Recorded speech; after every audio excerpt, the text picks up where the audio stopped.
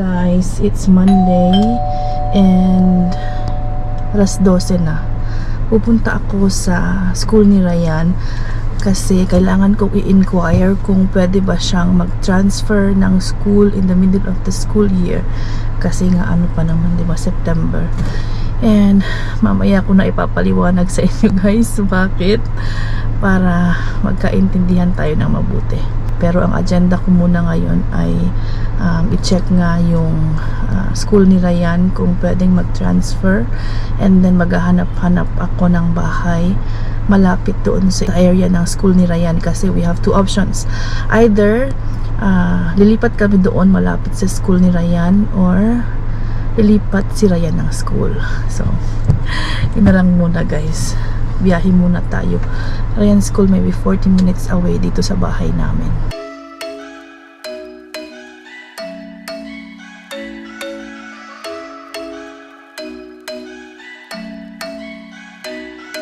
I'm thinking you were made for me. Isn't it my birthday yet? Cause I gotta say, you're looking like a gift for me. Wrapped up nice and neat, baby. Get in my way now, don't be shy. We'll be here dancing day and night. Get in my groove now, don't be shy. Cause I got this list of my favorite things. You could be the part where it all begins. You could be the first and the second. Ito na ako sa school nila Ryan. And ito lang yung admin. Pagpasok mo, admin office na agad. Ayan guys, tapos na akong mag-inquire doon. Ang bilis lang, mga 15 minutes lang ako doon. Then, ang daling kausap nung admin nila. Sabi nila, kung yung second term daw ng tuition fee ni Ryan na bayaran na, marirelease daw nila agad ang papers ni Ryan. Kailangan lang naming mag-email sa kanila kung ano yung mga reason kung bakit aalis nga ng school si Ryan or magta-transfer ng school. Then after that 2-3 days i-release nila yung transfer na document. Ang problema lang ay yung lilipatan na paaralan ni Ryan. So kailangan muna naming alamin kung may vacancy ba or pwede bang pumasok si Ryan doon. We'll see, yun na naman ang next step. So siguro bukas mag-iikot-ikot muna ako dito, maghanap ng bahay na available. Stress si my birthday guys, kung alam niyo lang. Pero kaya natin to. Ikot-ikot muna ako dito, hanap ng mga apartments kung may mga signage na available. Then uwi na ako ng bahay kasi mag-alas 2 na. Back. My God, Google bring me to different road, baby. Really, it shows the shortest route like that. Yeah. It's confusing. Coming back, I did not go to the main road immediately. I went to Nezampet Road.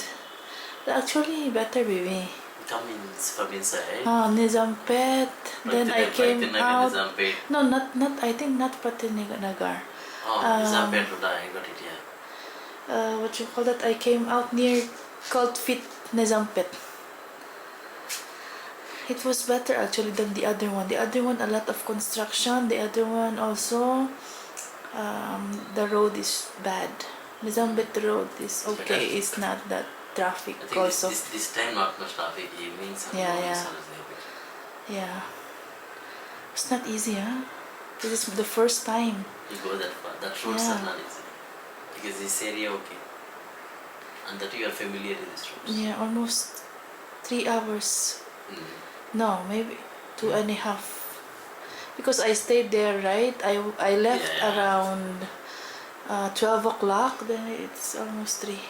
I stayed maybe 15-20 minutes there at Ryan School.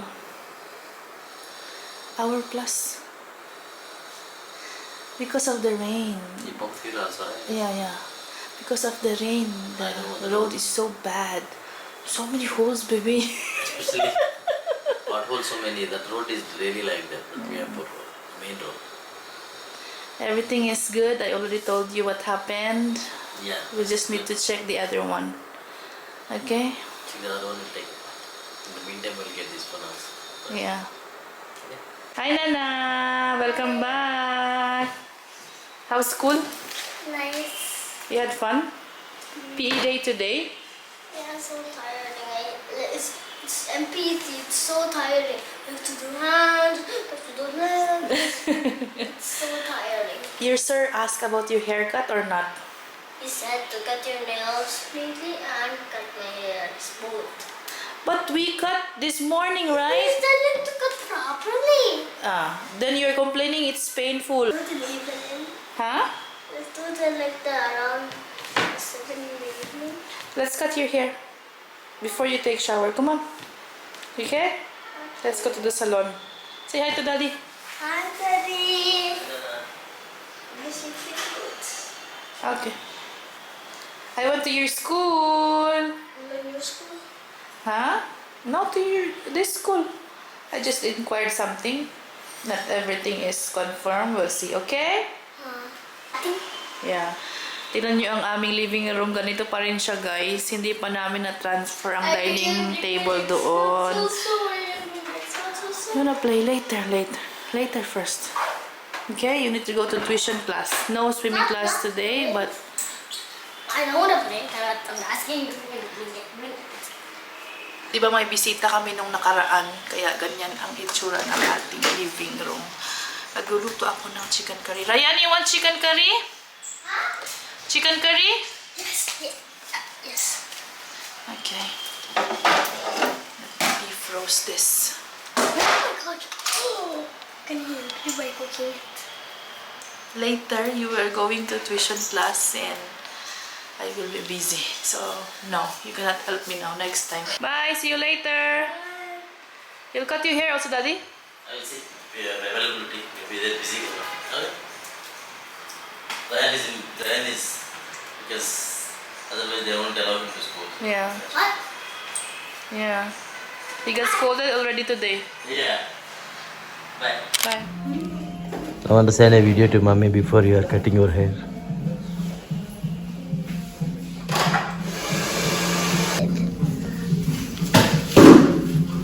So this.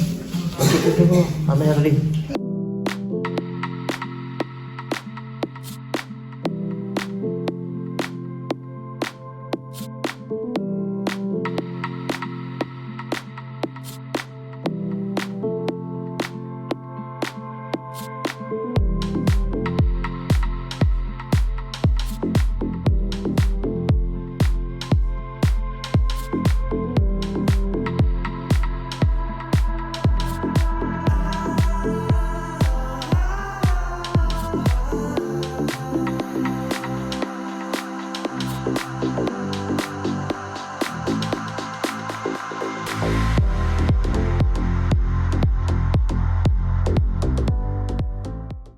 So, ayun nga guys.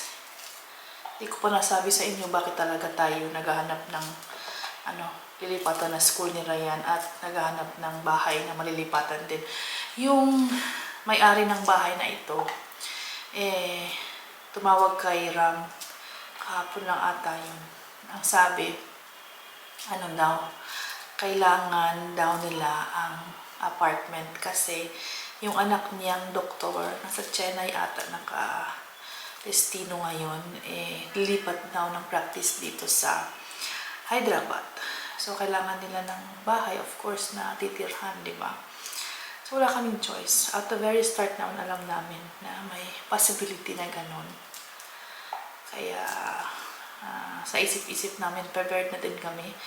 Pero, hindi namin in-expect na ganito siya ka-bilis. Kasi parang 2 years na kami dito sa apartment na ito. And hindi namin siya in-expect na magsasabi sila agad na kailangan namin ng apartment. Well, okay lang din actually. Nag-iisip-isip na rin kami ni Ram na lilipat somewhere near doon sa mga kaibigan namin. And may isang branch din kasi yung school ni Ryan. Somewhere doon na area. So, medyo pabor siya sa amin. Kasi gusto namin same organization pa rin na school yung papasukan niya. May iba-ibang branches sila, 3 ata. And isa nga doon. So, as much as possible, gusto namin na doon siya lilipat. And, yun nga, ang kailangan ko lang gawin is i-try or inquire kung may available slot sila para kay Ryan para hassle-free ang pag-transfer. Ang problema kasi dito sa area namin, masyado talagang traffic, guys. Doon sa area na gusto namin lipatan, ano siya, medyo malayo, hindi na, 20 minutes or 15 minutes, depende sa traffic. Malayo-layo sa city. Pero, marami ng mga infrastructure na din, tsaka booming ang area na yon doon. Ang problema nga ngayon, ang hirap maghanap talaga ng bagong malilipatan, guys. Hindi siya ganun kadali. Nag-check na ako online. And sumakit na ang ulo ko. Sabi ko, ayoko na. Kung pwede lang talagang hindi lumipat. Pero ang sabi naman ng may-ari, hindi daw naman parang urgent. Depende daw sa amin kung kailan kami available na maglipat. And kung gusto nga namin na ilipat si Ryan, dapat before December, nakalipat na kami. We'll see. Inaano pa namin, guys. Iniisip pa talaga namin kung ano yung next step namin. Ang pagbabago sa ating buhay na naman. Well, ganoon naman talaga. We adjust. We try to fix kung ano man yung mga problema. And kayang-kaya natin ito. Basta sama-sama. Charot. Kakayanin. But, not sure talaga kung ano yung magiging next na step namin. We are still checking yung mga options. Either lilipat doon malapit sa school ni Ryan or doon malapit sa kaibigan ko na may ibang branch ng school naman si Ryan. Basta, depende talaga sa school ni Ryan. Ang priority namin is ang school ni Ryan ay malapit sa bahay para easy ko na siyang mahatid sundo. Hindi na kailangan ng bus. I will update you guys from time to time. Mag-try na ako na mag-vlog consistently. Done? Oh my God! So handsome naman! Me and him. Both of you! Me. Yeah. Who's number one? You or daddy? Take shower first. Your hair will be all over the sofa. Okay. Take shower. I'm gonna take. Your guy is available, that's why. Yeah, another game. Both are available. So That's good. His guy is he's taking him. The other guy is taking me. earlier also he's the one first. He said. It was so quick. Yeah. It was a little bit fast. Come on, take shower. You need to go to swimming class. Tuition No class. swimming class. Tuition class. Yeah. Come on, come on. Comb your hair properly. So pogi naman. I'm Ay. not choosing the technique anymore. Go, you need to go.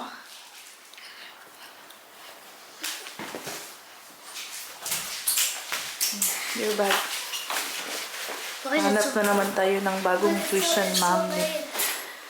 Ryan. Of course, only English because exam tomorrow. English exam. Is there no?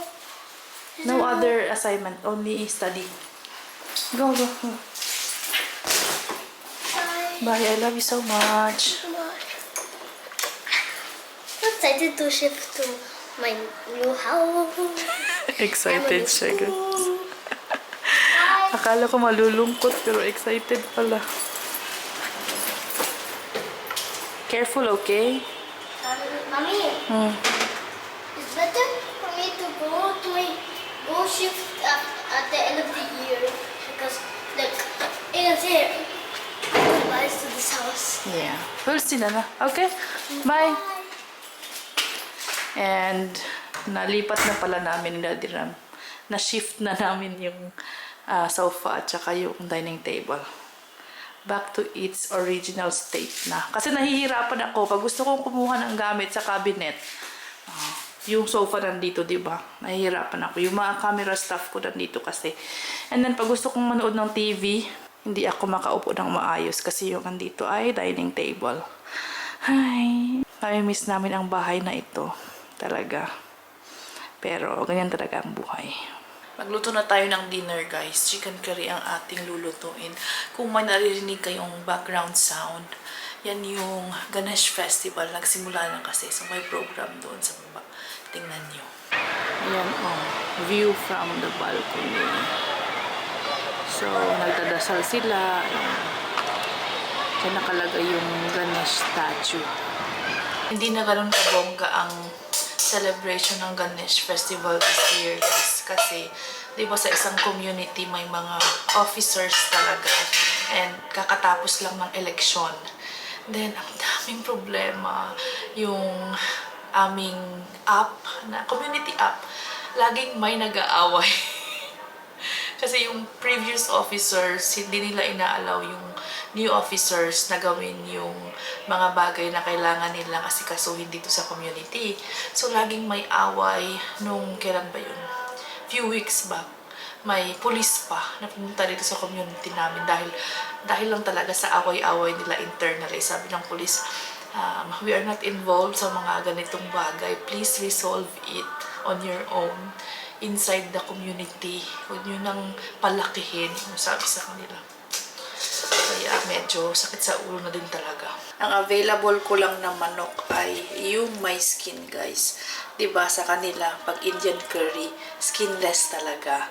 Eh kasi ito, for tinolang manok sana. Gusto ko mag-tinolang manok, kaya lang tinadiran. Sabi niya gusto ko ng chicken curry. Okay. I-chicken curry natin ito. Ang advantage din pala, pag doon ako lumipat, malapit doon sa kaibigan ko, marami kaming Filipina doon. Pag ako'y lumipat doon ay ikalima na ako. Tapos may isang kaibigan pa kaming sinasabihan na lumipat na rin kayo doon, banda. Doon tayo lahat para, di ba, malapit sa isa't isa. Siguro yung mga bahay-bahay nila 5 to 10 minutes away lang sa isa't isa. And one of the thing is, yung pinsan ni Ram, na parang boss ni Ram, may mga trabahong ginagawa si Ram para sa kanya. So, pag doon din kami lumipat, malapit lang doon sa pinsan niya, sa pamilya ng pinsan niya, mga 2 pinsan ni Ram ang andun. 2, 3. So, alam niyo yun, may support system din si Ram. Ang problema lang talaga ay ang paglipat ng school nila. Yan, malapit doon. But we'll see. Kung hindi pwedeng mag-transfer within this school year, next school year na lang. Ano ngayon, September. Most probably, makakaalis tayo ng mga before December, di ba? Ilang months lang yun, March. Tapos na yung school year nila yun. Pwede na siyang lumipat doon sa new school. And pwede ko din siyang ihatid sundo. Kung doon muna kami nakatira sa malayo. How's your tuition class, my love? Nice. Division. Division! Very good. Okay, wait for a while. Sa baba ni Ram, guys, may binili kami sa Ratnadeep. Magsisimula na silang magbigay ng mga pagkain. Free food. Daming nakapila. Sabi ni Ram, may pila daw siya. Ewan ko lang. Kasi napakataas talaga ng pila. Tignan niya. Ang saya. Dadirang pumila talaga, guys. Nakasama magpila kay Dadirang, guys, kasi kailangan kong gumawa ng non-veg masala. Hindi pa ako tapos magluto. Sabi niya, sila lang daw. Para pagdating niya, ready na din ang ating chicken curry.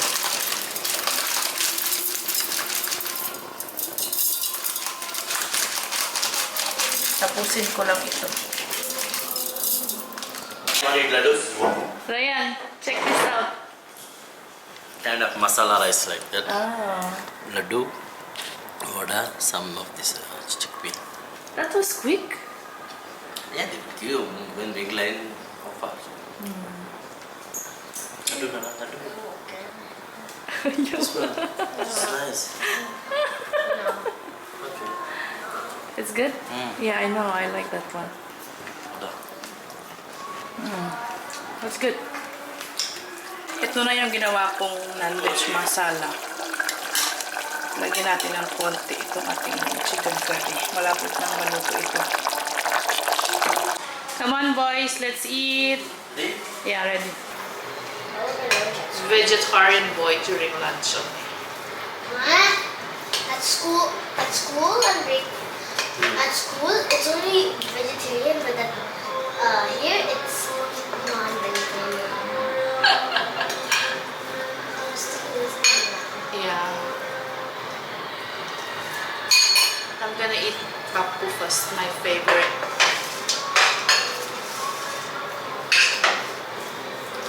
How is it, Daddy? Is it pickle? Hindi you pickle also. Dig in, my love. Tomorrow I'm gonna check that one. Take you want more? Tutu? Meridian School and the other one. The other DPS, okay? Just checking na. Weighing our option. Nothing is confirmed yet. Okay? Chill, relax.